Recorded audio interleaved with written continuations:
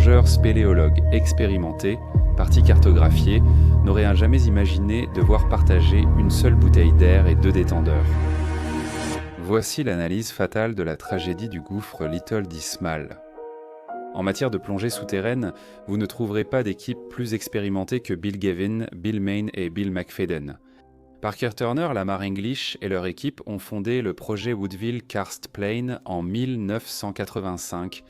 Ce projet, officiellement reconnu par la Société nationale de spéléologie, visait à cartographier le réseau de grottes sous-marines du Woodville Karst Plane, qui s'étend sur 450 miles carrés près de Tallahassee, en Floride.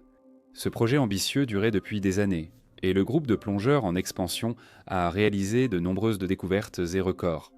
Ce jour-là, les 3 Bill descendraient pour cartographier la partie la plus profonde du gouffre Little Dismal. C'était l'un des nombreux gouffres qui menaient à l'immense réseau sous-marin de grottes et de tunnels. Ce gouffre mesurait 900 pieds de long de l'entrée à l'extrémité du tunnel aval et plus de 220 pieds de profondeur de la surface au passage le plus bas.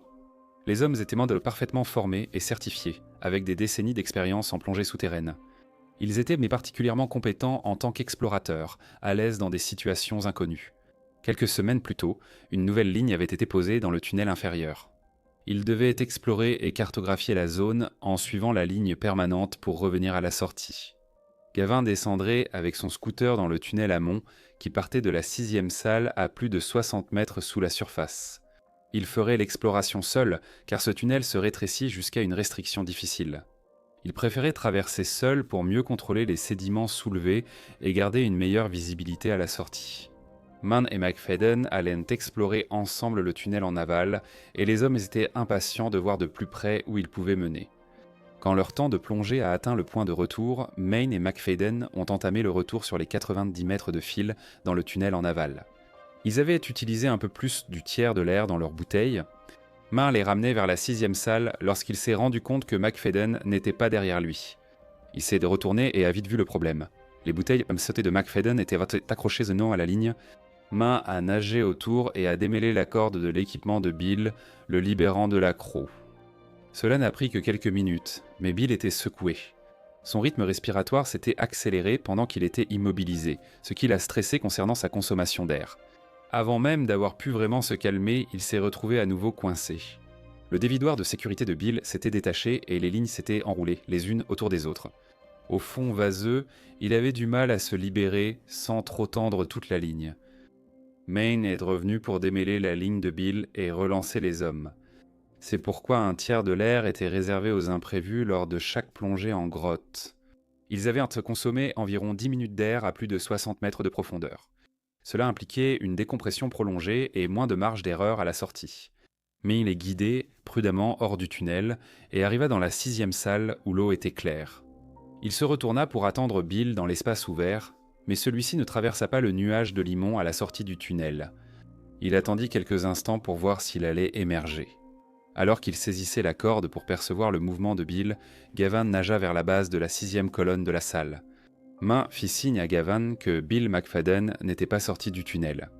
Gavin traversa la salle et suivit la corde pour retourner dans le tunnel en aval. Il était à environ 30 mètres dans le tunnel quand il vit enfin Bill dans un nuage de limon, loin de la corde. Bill avait perdu la corde et haleté. Il avait déjà rencontré 2 obstacles dans ce tunnel étroit et maintenant il était perdu dans un nuage de limon. Bill était complètement submergé par la panique et ne prenait plus de décisions rationnelles. Sa respiration rapide était risquée et Gavin voulait simplement le faire sortir. Gavin le guida vers la file et ils sortirent ensemble. Le groupe s'est réuni et a avancé vers la 5e pièce. Arrivé à l'eau claire, Bill ouvrit de grands yeux et fit signe qu'il manquait d'air. Gavin a immédiatement déployé son long tuyau et a donné le détendeur de secours à Bill. Il paraissait impossible que Bill manque déjà d'air. Ils avaient d'en passer 10 à 15 minutes de plus à gérer les enchevêtrements sans Bill, mais cela ne suffisait pas pour vider ses bouteilles. Gavin voyait qu'il respirait comme un cheval. Bill, secoué, ne se calmait pas. Il devait calmer sa respiration et se reprendre pour sortir du réseau de grottes. Bill avait saisi le collecteur des bouteilles de Gavin et ne voulait pas le lâcher. Ensemble, ils flottaient et rejoignent vite la 5e salle. Gavin a purgé sa combinaison étanche pour réduire la flottabilité et ralentir la remontée. indispensable pour éviter la mort. Gavin ne pouvait pas atteindre la combinaison de Bill pour la purger à sa place, et Bill ne semblait pas comprendre que purger sa combinaison était un problème immédiat. Paralysé par la panique, il ne pouvait aider Gavin à stopper leur remontée. Les combinaisons étanches étaient essentielles pour les protéger de l'eau froide, mais ces combinaisons utilisaient une fine couche d'air pour isoler entre l'eau et le corps. C'était assez efficace pour maintenir la température corporelle normale dans ces eaux froides, mais cela avait tendance à les rendre plus flottants. Alors qu'il remontait, Gavin songea à éventrer la combinaison de Bill pour libérer l'air. Si Gavin perçait la combinaison de Bill, il pourrait atteindre une flottabilité neutre. Avec Bill sur son dos, il ne pouvait ni l'atteindre ni communiquer. Les deux hommes étaient les plaqués contre le plafond de la 5e salle après avoir remonté 30 mètres assez rapidement. Gavin était dangereusement entraîné avec Bill et n'avait aucun moyen d'échapper à sa prise. Bill Mayne s'est agrippé à McFadden pour aider le groupe à descendre. Il tentait désespérément de rejoindre le sentier menant à la sortie. Gavin a allumé sa trottinette et les a conduits vers l'ouverture de la 4e salle. Les trois hommes ont traversé rapidement les pièces suivantes, tandis que Bal McFadden partageait les bouteilles d'air de Gavin. Ils ont pris le raccourci de la 4e à la 2e salle, puis se sont baissés pour emprunter le passage vers la 1re salle. Les trois hommes comptaient entrer sur le seul scooter pour les tirer rapidement à travers ces salles, mais ils arrivaient à la restriction qui menait à l'évier ouvert. Bill n'en croyait pas ses yeux. Son réservoir était vide et le tuyau de secours de Gavin s'épuisait aussi. Il était dans les vapes, mais il avait encore assez de volonté de vivre pour essayer d'obtenir de l'air des réservoirs de Mayne. Il saisit le long tuyau de Mayne et respira profondément pour reprendre de l'oxygène. Gavin paniquait aussi. Il tirait fort sur l'air de son réservoir, manifestement presque vide. Il se tourna vers Mayne et vit que Bill McFadden utilisait maintenant le long tuyau supplémentaire de Mayne, ayant laissé tomber celui de son propre réservoir. Gavin était stupéfait. Ils étaient pendant 3 plongeurs experts, avec seulement un réservoir d'air pour eux 3. Mayne pouvait voir que Gavin luttait et commençait vraiment à souffrir. Gavin était sur le point de s'évanouir lorsque Mayne a pris son propre détendeur et l'a passé à Gavin. Il a pris de grandes inspirations et l'a rendu. La respiration à 2 compte parmi les procédures d'urgence les plus complexes en plongée souterraine. Faire preuve de calme, confiance et contrôle pour donner sa source de vie à autrui révèle une vraie force mentale. Mayne a continué à passer le détendeur à Gavin et à le reprendre pendant plusieurs minutes afin que Gavin puisse se stabiliser et éliminer une partie du dioxyde de carbone de son organisme. Ils utilisaient un temps le tuyau court, donc ils devaient simplement rester immobiles, se concentrer et rester proches l'un de l'autre. Main faisait les calculs. 3 hommes tiraient sur un seul ensemble de bouteilles et il était presque vide. À seulement 30 mètres du bassin de sortie, ils devaient franchir une étroite restriction en équipe de 3, dont 2 partageant un tuyau court dans une situation dangereuse et effrayante. Après plusieurs minutes d'aller-retour, les hommes se retournèrent et virent une scène dévastatrice. Bill McFadden était à l'envers, coincé au plafond, immobile et sans air. Ils étaient stupéfaits. Lors de leur transition vers la respiration en binôme, Bill s'est évanoui et a lâché le tuyau de Mayne. Il ne pouvait plus rien faire pour lui maintenant. Bill était parti.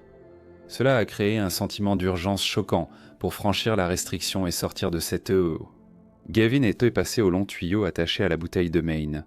Maintenant, ils pouvaient passer la restriction ensemble, mais ils allèrent laisser leur ami derrière eux. Ils ont lentement tordu leur corps à travers l'étroit passage pour s'échapper de ce dernier chemin avant le bassin. Après la restriction, ils se sont assis dans l'eau pour un palier de décompression, hantés par l'horreur de ce qui venait d'arriver. Ils étaient complètement malades. Ils avaient tout fait pour secourir un plongeur paniqué, mais cela n'avait tout simplement pas suffi.